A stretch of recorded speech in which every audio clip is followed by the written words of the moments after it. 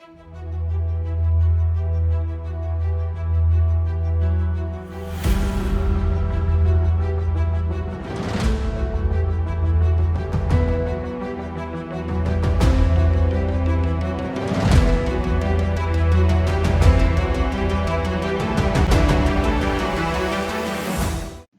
cuarto de guerra es un tiempo para meditar en la palabra de Dios y orar con la guía del Espíritu Santo, con la finalidad de conocer los propósitos y las estrategias de Dios y de desentrañar los propósitos y estrategias del enemigo. De esta manera, identificamos las decisiones y acciones que debemos realizar para obtener la victoria. En la meditación que estamos haciendo respecto a la lucha espiritual que se cierne en torno a nuestro propósito de vida, estamos poniendo nuestro foco de atención en Pedro, en un contexto en el que Jesús, ya un hombre de propósito, está a punto de culminar el suyo y está preparando a sus discípulos, especialmente a Pedro, para que continúe con el propósito. En este contexto entonces estábamos hablando acerca de la forma como Jesús les anuncia lo que ha de venir en Mateo 26, 31 al 32. Leamos lo que nos dice. En el camino Jesús les dijo: esta noche todos ustedes me abandonarán, porque las Escrituras dicen: Dios golpeará al pastor y las ovejas del rebaño se dispersarán. Sin embargo, después de ser levantado de los muertos, iré delante de ustedes a Galilea y allí los veré. Entonces acá claramente se muestra un hombre con propósito que sabe lo que va a venir, sabe lo que va a pasar. Entonces está diciendo: Dios golpeará al pastor, y en esas frases está resumiendo la esencia de su venida, ¿no? Porque se está refiriendo al momento difícil que va a pasar en el que él asuma el pecado del ser humano y por lo tanto caiga sobre él toda la ira y la fuerza de la justicia de Dios, ¿no? Luego está diciendo: las ovejas del rebaño se dispersarán, refiriéndose a cómo este acto tan fuerte, tan duro, llena de temor a sus ovejas, que ellas se dispersan. Pero también dice que será levantado entre los muertos, o sea, está hablando de su resurrección y de que él volverá a estar delante de ellos en Galilea. Y eso es lo que describe Jesús en pocas palabras. Tomemos nota que Jesús habla en términos que para el común de las personas serían términos difíciles de entender. Solo aquel que ha estado con él, ha sido su discípulo, podría entender mejor.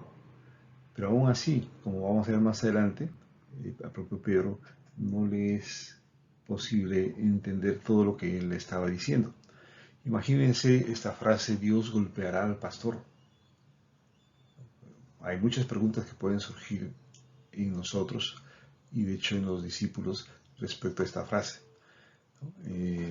Y que sea levantado de los muertos es otro concepto que solo es entendible para los que conocen acerca de la resurrección. A nosotros nos es fácil de entender porque estamos viendo las cosas ya posteriormente y con el conocimiento del plan de Dios y sabemos todo lo que esto significa. Pero de primera instancia lo que va a impactar en la mente, en el corazón de los discípulos, es que se va a ir, que se va a morir, ¿no? Y la reacción que va a tener humanamente es justamente una reacción frente a ese hecho. No entienden y no aprecian la totalidad del mensaje, sino aquella parte más impactante para ellos, que es su muerte.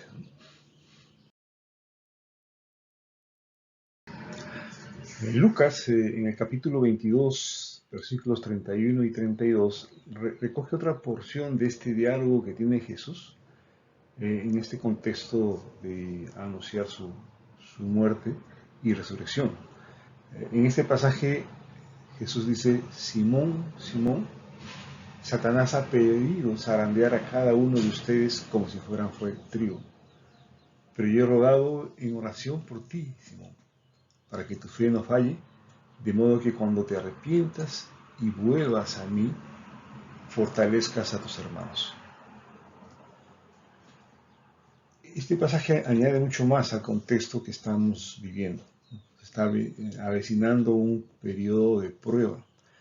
Como comentábamos en una meditación anterior, así como Jesús es tentado para evitar que tenga una vida con propósito, así también sus discípulos van a pasar por una prueba. Pero junto con la prueba es importante ver lo que les dice él. Dice, yo he rogado en oración por ti, Simón, para que tu fe no falle. Jesús está invitando a Pedro a mirar esta prueba como una prueba de su fe. Recuerdan ustedes que luego en su carta habla de la fe que es probada como el oro, ¿no? A altas temperaturas, para que ésta llegue a ser una fe pura. Él aprendió, viendo todo esto en perspectiva, aprendió la lección. Pero su aprendizaje en sí mismo iba a pasar por una prueba, por una dificultad. También Jesús está dejando palabras importantes para su futuro, porque dice, cuando te arrepientas, ¿no?, y vuelvas a mí, fortalezcas a tus hermanos. Acá les está diciendo Jesús claramente que es a partir de sus propias debilidades como ser humano, a partir de sus intenciones de actuar y de reaccionar como ser humano, es que va a ser tentado, va a ser zarandeado, va a ser puesto a prueba. Debemos entender que el propósito de esta prueba es que justamente se arrepienta de esa forma de pensar, de ser, de actuar, para que pueda poner su confianza en Dios y así fortalecerse, para ser el que ayude a sus hermanos a fortalecerse también. Notemos también que en este pasaje Jesús se está refiriendo a Pedro como Simón. En otro pasaje y una meditación anterior, en torno a Mateo 16, veíamos cómo Jesús le cambia de nombre y le dice, tú eres Pedro, tú eres piedra. Y sabemos que le está cambiando de un nombre que significa pajita débil a un nombre que le da la fortaleza de una roca, de una piedra, sobre la cual va a edificar su iglesia. Es muy importante que notemos el nombre, porque el nombre y el cambio de significado del nombre está también mostrando cuál es el cambio de rumbo o el cambio de vida que va a tener. Entonces, cuando se dice que va a ser sometido a pruebas para que se fortalezca, es Simón, esa pajita que en el fondo era débil, pero se creía fuerte por sus posturas, por sus actitudes, va a sufrir una transformación a partir de esta prueba que le toca enfrentar.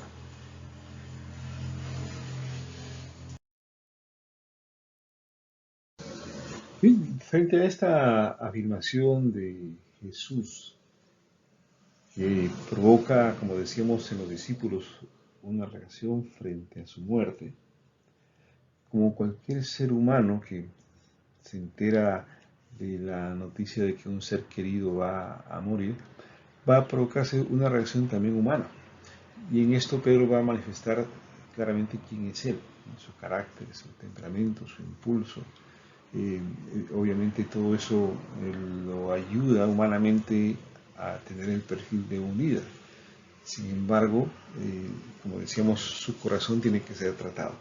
Entonces la reacción de Pedro es bastante enfática, ¿no?, con mucha fuerza. Aunque todos te abandonen, yo jamás te abandonaré. Está poniéndole bastante fuerza, no dice simplemente yo no te voy a abandonar, sino aunque todos te abandonen, ¿no?, como diciendo yo soy una persona diferente, que voy a poner una actitud distinta a todos los demás frente a esta situación. Jesús, con el conocimiento de todo lo que ha de venir, le dice, te digo la verdad, Pedro, esta misma noche, antes de que cante el gallo, me negarás 3 veces que me conoces. Tremenda frase que es de las más recordadas de la historia bíblica, ¿no?, la negación de Pedro. Y cuántas veces se usa esa frase, ¿no?, para hablar de la traición del ser humano, ¿no? Me has negado 3 veces como Pedro. Entonces se usa mucho en ese sentido esta referencia. Sin embargo, Pedro sigue en sí mismo e insiste: aunque tenga que morir contigo, jamás te negaré. Aunque tenga que morir contigo, jamás te negaré. Está dispuesto a morir juntamente con Jesús. Obviamente nosotros podemos decir, viendo las cosas ya expuestas, que no sabía lo que decía, no dimensionaba bien todo lo que representaba seguir a Cristo. Pero también a nosotros nos está diciendo eso, ¿no? De lo que implica seguir a Cristo. Lo que implica entregar nuestra vida a Cristo. Lo que implica disponerse a ser tratado para volverse un hombre o una mujer de propósito. Y también lo que implica hacer frente a una lucha, a una batalla espiritual.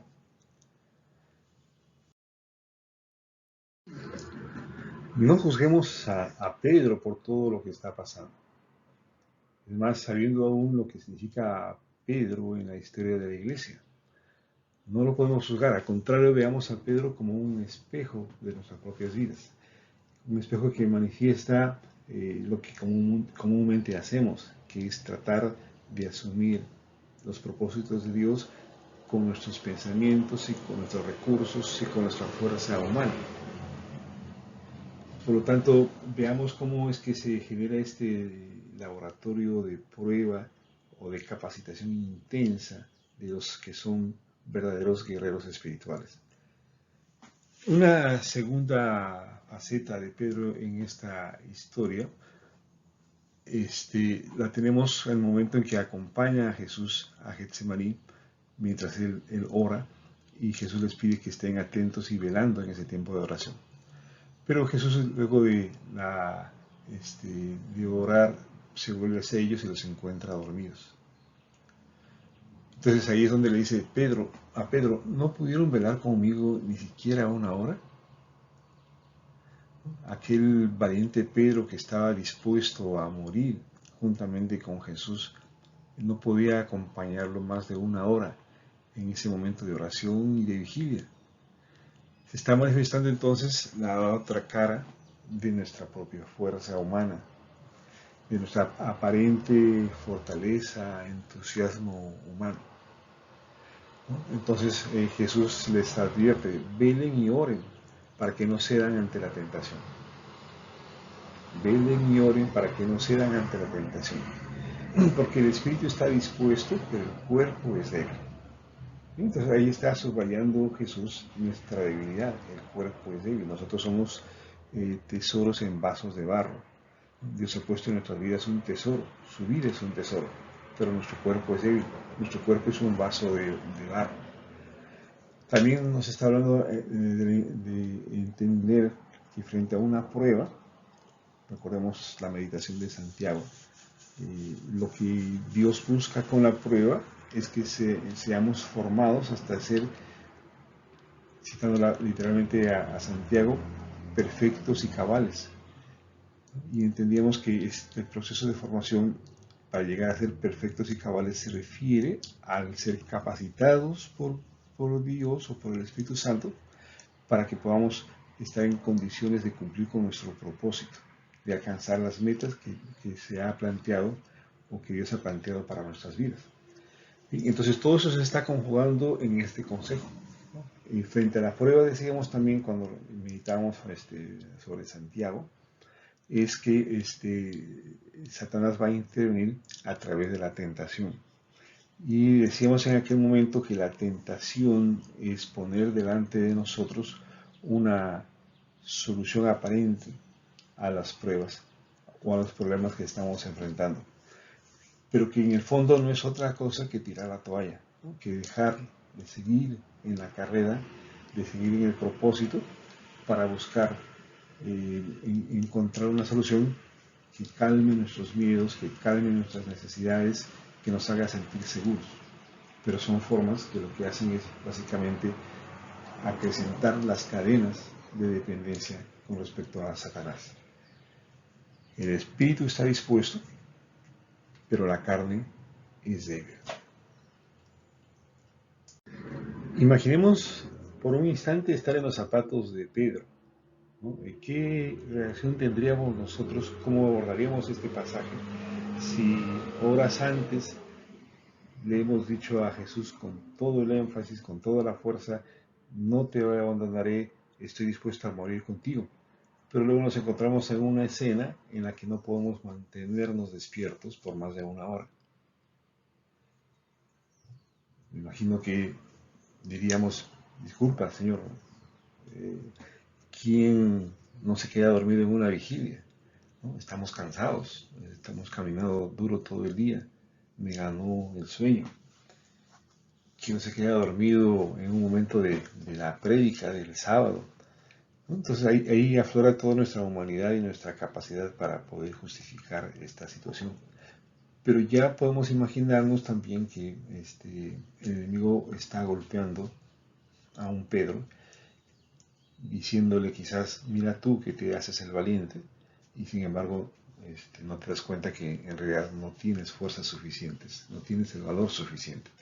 Entonces ahí hay un trabajo psicológico que va debilitando a Pedro y exponiéndole a ese zarandeо que Jesús había anticipado al momento de conversar con él. Una frase que no puedo evitar mencionarla en esta meditación porque llama poderosamente mi atención, ya que refleja lo que significa vivir en una permanente lucha espiritual. Después de orar por tercera vez, Jesús vuelve hacia sus discípulos y les dice unos mensajes que parecieran ser contradictorios, ¿no? Porque primero le dice, adelante, duerman y descansen, ¿no? Como que los está invitando a seguir durmiendo, como que está comprendiendo la humanidad de sus discípulos. Pero miren, dice inmediatamente, ha llegado la hora y el Hijo del Hombre es traicionado y entregado en manos de pecadores. ¿Cómo uno puede ir a dormir tranquilo, descansar, si tiene una advertencia tan grave como esta de que ha llegado la hora de que el Hijo del Hombre sea traicionado y entregado en manos de pecadores? E inmediatamente dice, levántense, vamos, miren que el que me traiciona ya está aquí. O sea, apenas les ha dicho adelante, duerman, descansen, cuando nuevamente les está diciendo levántense, vamos. Lo cual nos revela un enemigo que no duerme ni descansa. Un enemigo frente al cual no podemos estar confiados en ningún momento. Un enemigo ante el cual hay que estar alertas, ¿no? Y justamente esa es la base de este cuarto de guerra, de que entendiendo las estrategias de Dios y del enemigo, entendiendo los objetivos que Dios busca y la forma como el enemigo se opone a la consecución de esos objetivos, sepamos nosotros prepararnos para esa lucha espiritual, sepamos luchar con las mismas estrategias y con las mismas armas que nos da Dios.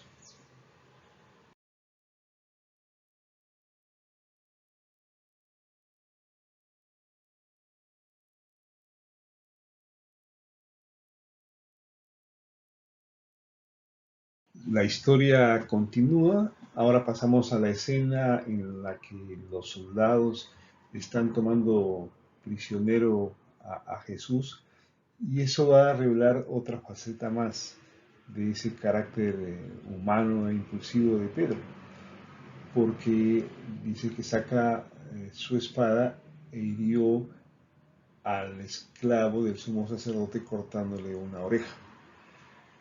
En Juan capítulo 18 menciona que es quien sacó la espada fue Simón Pedro, ¿no? Dice, entonces Simón Pedro sacó una espada y le cortó la oreja derecha a Malco, un esclavo del sumo sacerdote. Entonces Juan añade un poco más de información para que nos quede claro que fue Pedro el impulsivo y que estaba mostrando que efectivamente desde su fortaleza, desde su impulsividad humana, estaba dispuesto a hacer algo, ¿no? Pero algo, como siempre, a su manera.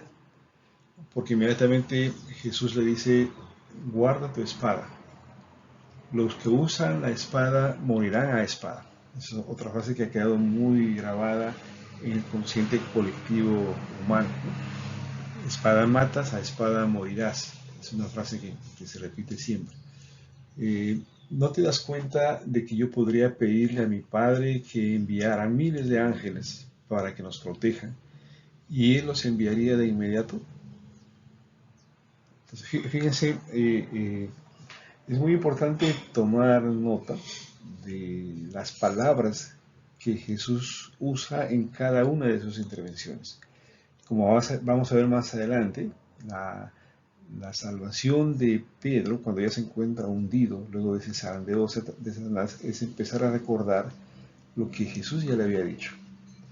Por lo tanto, una de las lecciones que debemos incorporar nosotros en nuestro proceso de formación como hombres de propósito, como guerreros de Dios, es ser suficientemente exhaustivos en entender cada una de las palabras que Dios nos está dando. ¿Sí? Entonces, en este caso, él está diciendo que hay un propósito que él tiene que cumplir. Hay una forma como se tienen que hacer las cosas.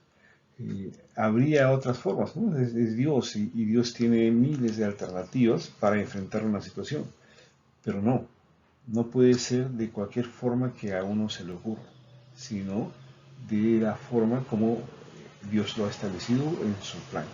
Recordemos que un hombre de propósito es un hombre que está dentro del plan de Dios. Por lo tanto, está atento a lo que le corresponde hacer en ese plan, no a las buenas ideas, no a las buenas intenciones que tenemos como humanos. En la cita de Juan 18, del 10 al 11, se cita, digamos, la misma idea de fondo, pero con otras palabras. Es decir, mete tu espada en la vaina, le dice Jesús. ¿Acaso no voy a beber de la copa del sufrimiento que me ha dado el Padre?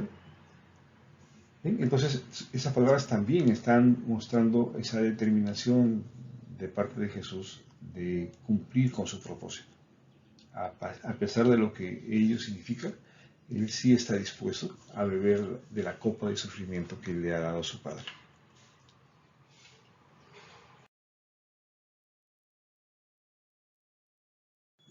Llegamos a la escena de la negación. Estamos citando la tercera de las tres negaciones de Pedro. Y esta es muy elocuente, muy propia de Pedro, ¿no? Bastante, digamos, hiperbólico en sus expresiones. Él dice que me caiga una maldición si les miento. Fíjense lo que él está diciendo. No solamente está diciendo no lo conozco, sino está diciendo que le caiga una maldición, como dando énfasis a que no está mintiendo.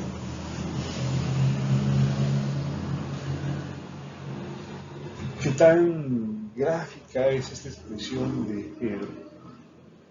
¿Qué tan graficada está nuestra propia conducta frente a las situaciones difíciles que Pedro está expresando? ¿No? Porque llega a un punto de recurrir a la mentira, ¿no? De enfatizar esa mentira. No conozco al hombre. Entonces está comprometiendo nuevamente todo su ser, aún sosteniendo una mentira, está ahí Pedro manifestándose plenamente,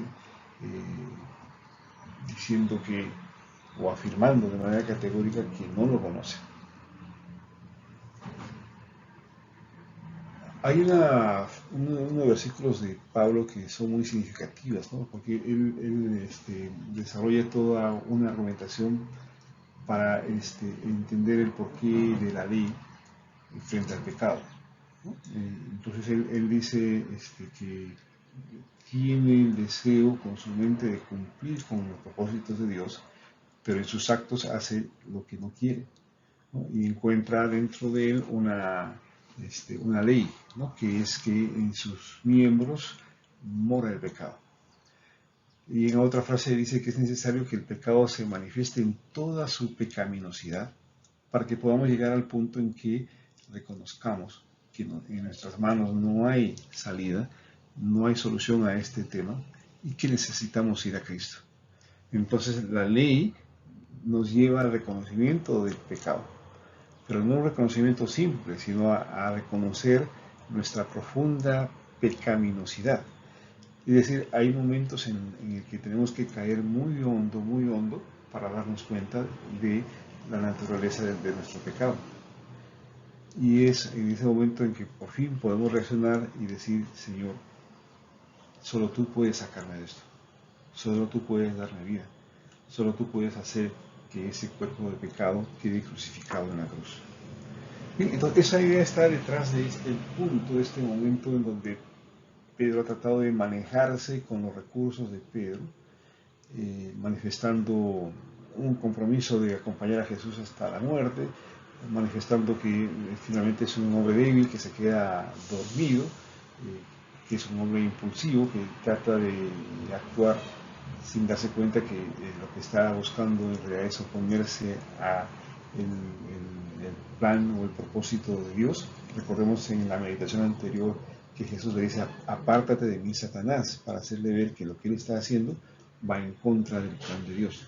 Entonces, todo ese proceso llega a su punto crítico, más crítico, en este momento en donde dice la palabra, inmediatamente el gallo cantó.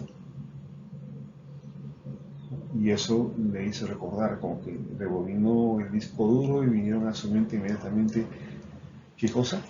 Las palabras de Jesús. Dice, de repente, las palabras de Jesús pasaron rápidamente por la mente de Pedro. Antes de que cante el gallo, negarás 3 veces que me conoces.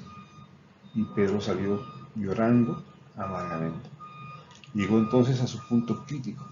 Podríamos decir, Pedro ha muerto. Ese Pedro impulsivo, que no reconoce sus debilidades, ese Pedro que trata de imponer sus ideas sin darse cuenta que ellas lo que hacen es obstaculizar el plan de Dios, ese Pedro ha muerto.